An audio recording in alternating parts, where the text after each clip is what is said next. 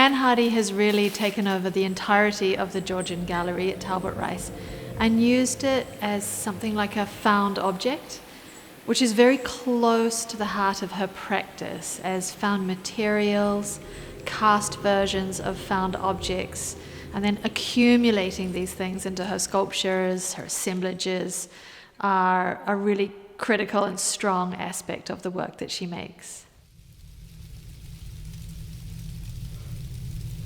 The works in the exhibition are part of a group of work that I've been developing since I had a residency in Marfa in Texas in the United States in 2022. Before I went to Marfa, I'd been working on these very large, complex installation works that existed as whole entities, involving light, sound, many sculptural elements. What I wanted to do when I was in Marfa was really to think about what were the bare essentials of my practice. And it's a very remote place.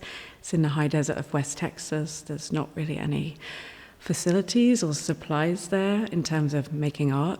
So I work primarily with found materials and with earth and light, natural light, to really think about like what was the absolute minimum that I needed for my work.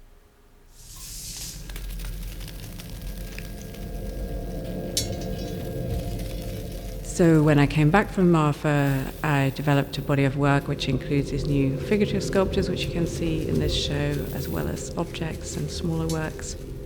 They're works that can come together into large installations, or they can exist alone, and they can kind of change between different exhibiting situations. The title of the show, Feelings, is the title of one of the works within the exhibition, which is the light work. The light is dimmed and brightened in response to meteorological data that comes from Marfa, Texas. The reason I chose that place in particular is not so much because of what it is, but because of the experience which I had when I was there, which was to do with being really grounded into the world in a very different way.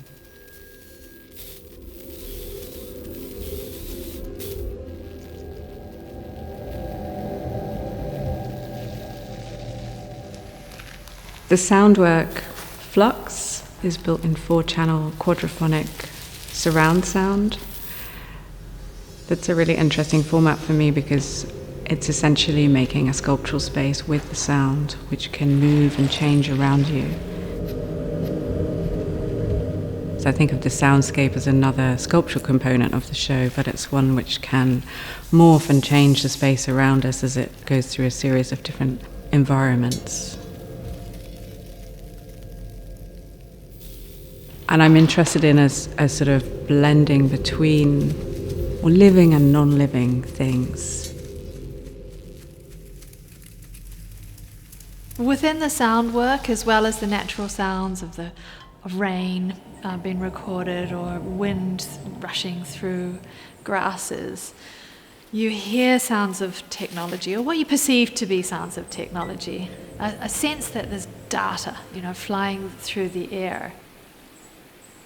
These suggestions of communication, they continue into the wild cast Bronze and Her Universe, both of which have radio antennae that are used as forms, but also protrude as though this very heavy set metal could also be communicating, listening, receiving, perhaps even projecting. With all the work, and perhaps particularly with the beings, I'm also really thinking about our particular nature of being human and our kind of fragility and our strength in relation to the evolving technologies that are developing around us, such as AI at the moment. And thinking about how we have these unique qualities of being connected to a complex environment that we've developed in over millennia, and how these other forces are starting to move around us and to try and make us forget about our physical bodies, to forget about that connection to the environment that we are biologically part of. Found materials are a really important part of my practice and how I evolve both sculptures and installations. I'm interested in things which are found because they're often cut loose from what their original purpose was. So they feel like they're full of potential to become other things. And that includes spaces as well. I often collect objects from these kind of leftover or in-between spaces, which I think of as a bit like a unconsciousness of the world that we live in together. So it's where all the thoughts and leftover things kind of get deposited, which can be found and rediscovered. Sometimes I also think about where I might be exhibiting as a key part of what the work develops into as well, almost like a found object, perhaps. Especially when dealing with a space like the Talbot Rice, because it's so very specific. It has this particular character, which is a bit like a church or a tomb or maybe a mausoleum. I mean, it depends how you think about it, but it has a very specific kind of atmosphere and character that I wanted to work with. Alongside found materials, casting objects is also an important part of most of the works. So I often cast things without knowing exactly how I'll use them, but I'm interested in that process of transformation from an object being itself, literally, to being something which is both itself and not itself at the same time. For example, with the tree branch that forms the wand, which sticks vertically up out of the breeze block plinth. I've also used casting for a series of, I call wild cast bronze works, which go on a wall in the upstairs of the gallery. Wild cast is a term that I applied myself to this process of working with bronze because it doesn't follow any conventional method of casting as you would use in a normal foundry, and it is quite wild and involves a lot of fire and unpredictability. So the way that those works look is really formed from that process, which is quite uncontrolled in many ways. All the works in the exhibition relate to different states of being or feeling, or to connecting with feelings and energies, both within myself but also within the wider world.